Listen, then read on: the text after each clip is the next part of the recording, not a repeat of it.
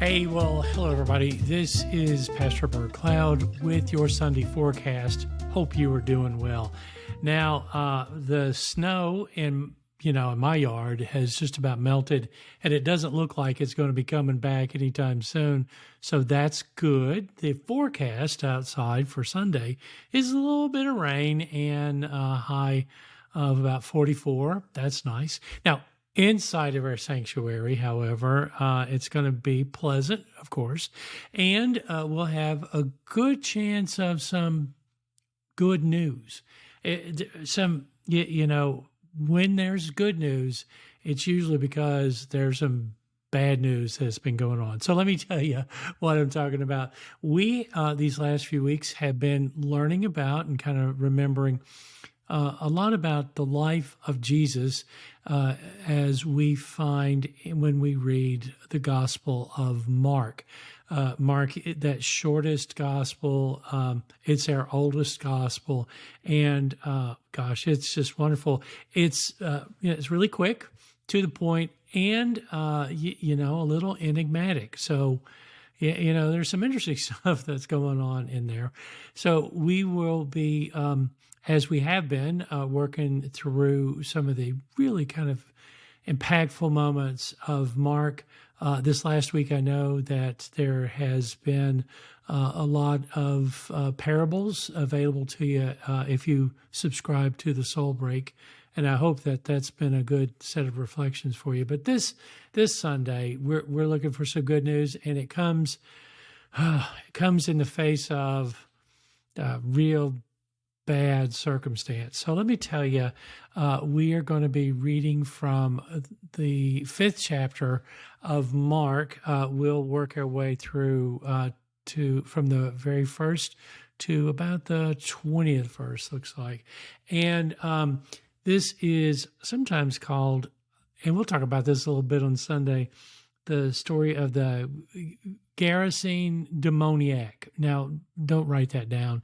And it's kind of a hard way of referring to a person, but we'll talk about that. Come on Sunday, we'll talk about what is exactly meant by that.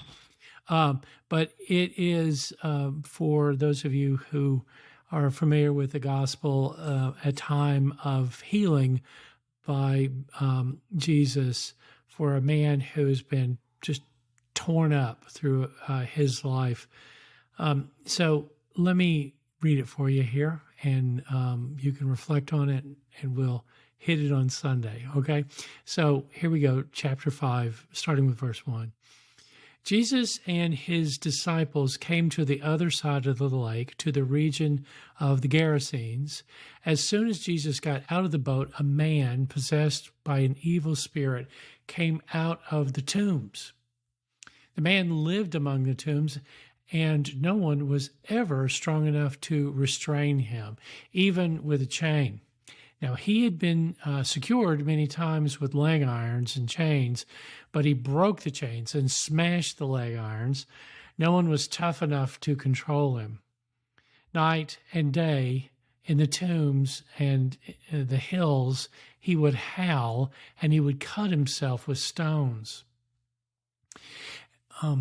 Now, when he saw Jesus from far away, he ran and knelt before him, shouting, "What have you to do with me, Jesus, Son of the Most High God? Swear to God that you won't torture me." He said this because Jesus had already commanded him, "Unclean spirit, come out of this man." Now, Jesus asked him, "What's your name?" He responded, "Legion is my name, because we are many." They pleaded with Jesus not to send them out of the region. A large herd of pigs was feeding on the hillside. "Send us into the pigs," they begged. "Let's go into the pigs. Let us go." Jesus gave them permission, so that the unclean spirit left the man and went into the pigs.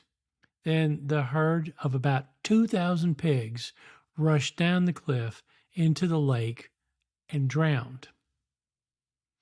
Those who tended the pigs ran away and told the story to the city, and in the countryside, people came to see what had happened. They came to Jesus and they saw the man who used to be demon possessed. They saw that very man who had been filled with many demons sitting there, fully dressed and completely sane. And they were filled with awe. Those who had actually seen what had happened to the demon-possessed man told the others about the pigs. Then they pleaded with Jesus to leave the region. Don't stay around here. While Jesus was climbing into the boat, the one who had been demon-possessed pleaded with Jesus to let him come along as one of his disciples. But Jesus would not allow it. Go home to your own people. Jesus said, and tell them what the Lord has done for you and how he has shown you mercy. The man went away and began to proclaim in the 10 cities all that Jesus had done for him, and everyone was amazed. This is God's word for us. And it's a powerful story of, just absolute struggle and absolute redemption, just transformation. And that's good news. Now, I'm not going to preach for you. I want to preach right now, but I'm not. What I will do is look to see you on Sunday as we jump into this story. I hope if you have a chance to kind of read about it some more, read it again, that's great. But let's come together with an open heart to what the Lord is going to offer. My words will be these kind of like weak words, but God has a way of kind of transforming whatever I show up with, whatever the preacher shows up with, into some powerful things, surprisingly powerful things. Sometimes I will hear from people like, hey, that was a good sermon. And I'll think, no, it wasn't. What I heard was not all that great. But, God has a way of kind of like transforming things. I think that's what we're going to talk about. So this Sunday, we have good news coming from the tombs, and I'm looking forward to spending some time with you. God bless you. Have a great rest of your week, and I'll see you on Sunday.